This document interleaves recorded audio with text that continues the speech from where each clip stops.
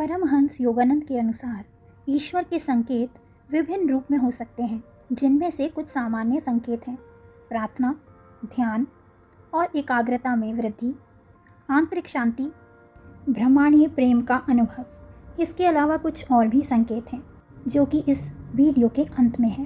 पहला, प्रार्थना। परमहंस योगानंद ने प्रार्थना को ईश्वर से जुड़ने का एक महत्वपूर्ण साधन माना है। उन्होंने कहा है कि प्रार्थना से मन शांत होता है और ईश्वर के साथ संबंध मजबूत होता है, जिससे ईश्वर के संकेत प्राप्त होते हैं। दूसरा, ध्यान। योगानंद ने ध्यान को ईश्वर को अनुभव करने का एक शक्तिशाली साधन बताया है। उन्होंने कहा है कि ध्यान से मन को सांसारिक विचारों से दूर रखा जा सकता है और ईश्वर के साथ गहरा संबंध स्थापित किया जा सकता है। तीसरा, एकाग्रता। योगानंद जी ने बताया है कि जब आप किसी एक चीज़ पर ध्यान केंद्रित करते हैं तो ईश्वर के साथ आपका संबंध भी मजबूत होता है। उन्होंने कहा है कि जब आप अपने कार्यों पर ध्यान केंद्रित करते हैं तो आप ईश्वर की कृपा प्राप्त करते हैं।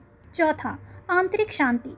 योगानंद जी के अनुसार ईश्वर के साथ संबंध स्थापित करने से मन में शांति और खुशी मिलती है। उन्होंने कहा कि जब आप ईश्वर के साथ संबंध स्थापित करते हैं तो आप अपनी आंतरिक शांति का अनुभव करते हैं। पांचवा, ब्रह्मांडीय प्रेम। योगानंद जी ने बताया कि ईश्वर से जुड़ने से ब्रह्मांडीय प्रेम का अनुभव होता है।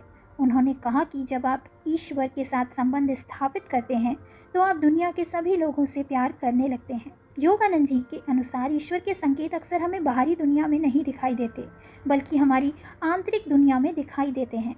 जब हम ईश्वर के साथ संबंध स्थापित करते हैं तो हम अपनी आंतरिक शांति, खुशी और प्रेम का अनुभव करते हैं, जो ईश्वर के संकेतों का प्रमाण है। अन्य कुछ संकेत: अचानक प्रेरणा।